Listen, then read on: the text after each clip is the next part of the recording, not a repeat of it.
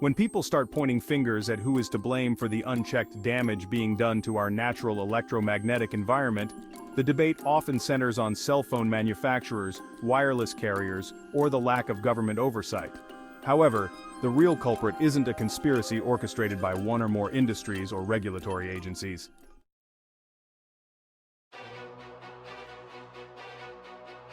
It's capitalism.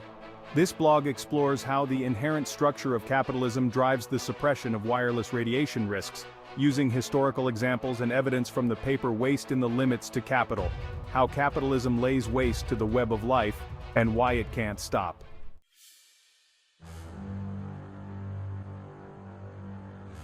One of the most striking examples of corporate efforts to suppress information about the health risks of wireless radiation is the infamous Wargame memo from Motorola. When the first reports emerged that cell phone radiation could damage DNA, Motorola's response was not to investigate further but to discredit the science.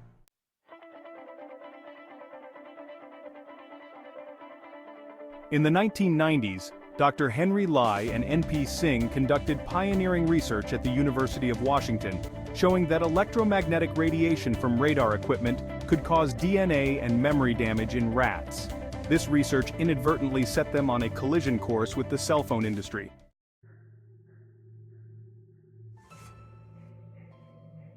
A leaked internal memo from Motorola to their PR firm Burson Marsteller, known as the Wargame memo, outlined a strategy to undermine Dr. Lai's research.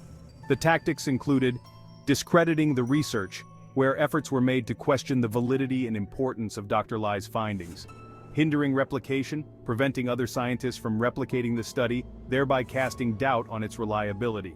Media manipulation, convincing the media and public that the study's results were inconsequential and speculative until replicated and interpreted. Lastly, downplaying cancer links by asserting that even if DNA damage was confirmed, there was no direct evidence of increased cancer rates.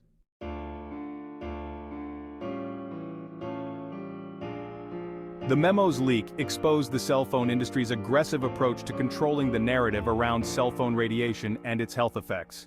It revealed how industry influence could potentially stifle important scientific findings, especially those that might lead to public concern or regulatory action.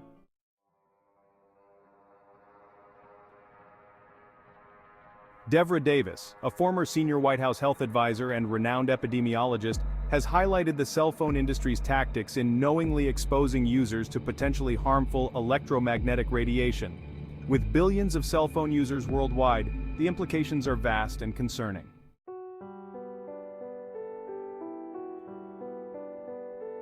Despite these revelations, the debate over cell phone radiation and cancer continues. The Wargame memo underscores the need for independent, unbiased research and transparent communication with the public. It is a stark reminder of the challenges faced in the pursuit of scientific truth when it conflicts with powerful industry interests.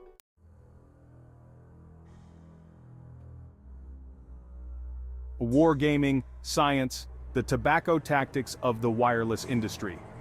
The tactics used by the wireless industry to discredit research showing potential harm from cell phone radiation are reminiscent of those used by the tobacco industry to cast doubt on the link between smoking and cancer.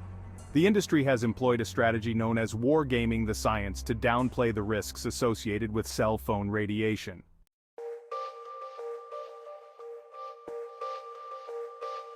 Biochemist Jerry Phillips experienced similar tactics when he was hired by Motorola to study the effects of RF radiation emitted by cell phones. Initially, the relationship was positive, but it soured when Phillips started submitting research data that did not align with Motorola's interests. Motorola pressured him to alter his findings and eventually discouraged him from publishing negative results. Phillips ultimately published his work against Motorola's wishes, highlighting the difficulty of conducting honest research in an industry-dominated field.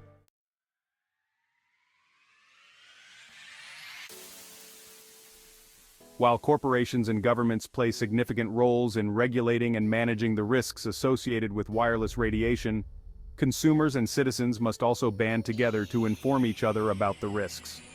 A significant body of research indicates potential health risks associated with cell phone-level electromagnetic radiation. This includes major studies like the Interphone study, Hardell Group studies, Serenat study, U.S. National Toxicology Program, NTP, Ramazzini Institute Study, Reflex Project, Bio-Initiative Report, and the work of researchers like Dr. Henry Lai. These studies collectively point towards an increased health risk from cell phone-level electromagnetic radiation and suggest the need for caution in dismissing potential risks.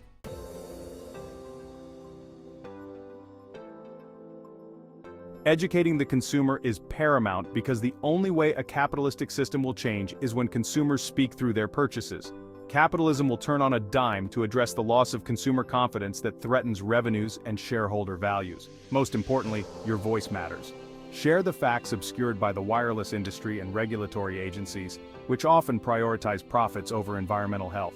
Share news and blogs from websites like rfsafe.com, saferemmer.com, etrust.org, and microwavenews.com. Without an informed public, nothing will change. You must do your part for the sake of our future generations.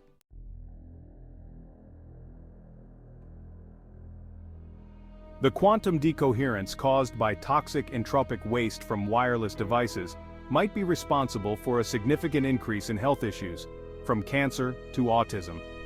The pioneers of the 1970s, like Dr. Robert O. Becker, were spot on in their warnings. If there wasn't the red herring stigma over non-ionizing radiation and its health effects, we'd have many more people interested in this critical issue affecting bioelectricity, EMFs, and our understanding of both.